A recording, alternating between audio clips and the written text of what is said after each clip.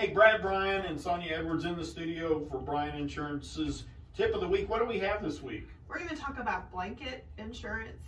It's a misconception. Is that because of those heated blankets? Because they'll electrocute you sometimes or start fires? We could talk about that, but this is a different kind. Oh. Yeah. And it's a See how she treated you? That's what she does to She me. did. Just so you know that.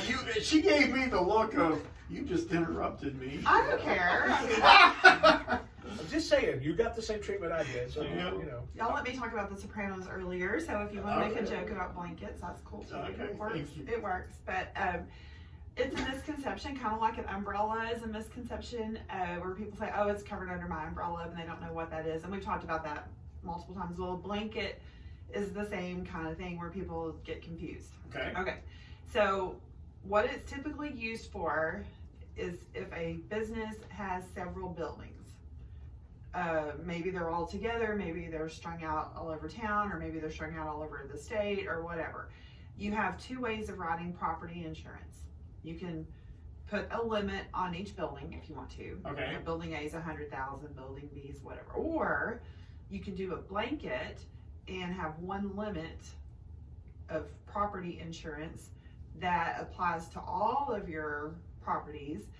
And if you have a loss at just one, say, you know, your building value is increased and you didn't have enough insurance on it or whatever, you know, and if you have an individual limit, you're only going to get that limit and no more, and you could have an insurance to value problem if you don't have enough insurance on it.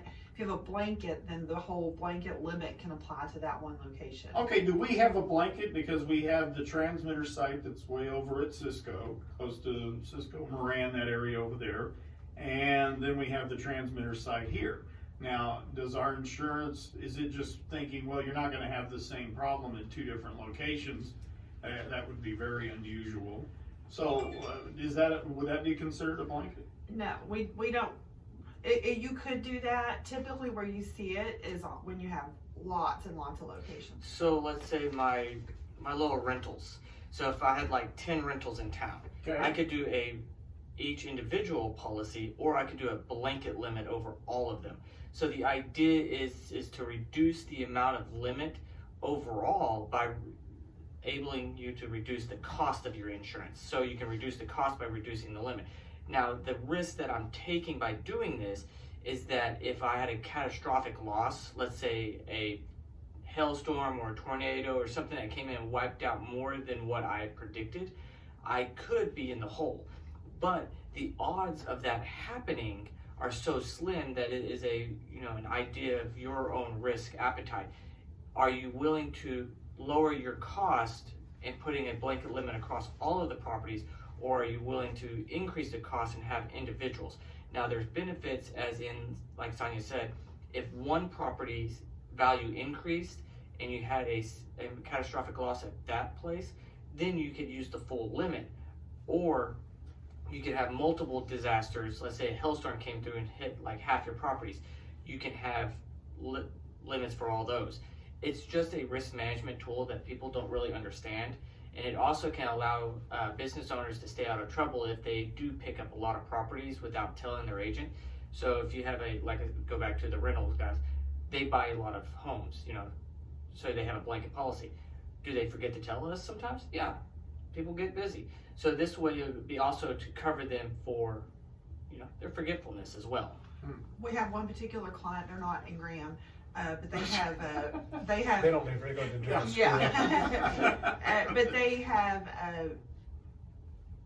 buildings in 20 cities in Texas, 20 towns in Texas. So they have a blanket policy because the chances of all of them getting wiped out at once when they've got them in Lubbock and all over Dallas, Fort Worth, down south, all over the state, the chance of them having a loss is going to hit everything. So they choose to do a blanket. So that's what it is. And if you have multiple properties and want to look at the blanket option, you need to talk to your agent. Some companies do it, some companies don't. It's like we said, it's usually on multiple properties and not just a couple. So that's a blanket. How do we get a hold of you guys? Well, you can come see us at the second floor of Sierra Bank Building, or give us a call at 549-2525. Yeah, I almost said my cell phone number on that. That's all right. Or visit us online at brianins.com. Okay, when's the actual 100th anniversary? We're just calling it January 1st. Yeah. 'cause Are we you? don't know. Okay. We don't know. I wasn't around back in 1921, so. Rick did some research and found out some cool stuff about the history of Bryan Insurance. Yeah, something I found out yesterday. For our history moment, we're going to do Friday night. Uh-huh. The quarterback club was founded in 1939, which is now the Grand Meadow Booster Club. Uh-huh. The fourth member that was listed on the charter membership was Pat Bryan, who started Bryan Insurance. Really? Yep. That's pretty cool. Yeah. Okay, so when we left you last week, you had your Rolex watch or whatever it was. What's the brand? Is it Rolex? Invitica or Oh, something. okay. Well, whatever. It was fancy. Yeah. And you bought it on a cruise ship. It's just sitting on my dresser now. Oh, you haven't gotten any farther with it? We're gonna have to take it and get it fixed. I haven't had time. Let's face it, Rick's gonna have to take it and get it fixed. Yeah. Which means I'll be taking care of these Yeah. things. Yes. All right, Brad, Sonia, thank you so much. We'll see you next week. All right, thank you. Bryan Insurance, our insurance tip of the week. When we come back, we'll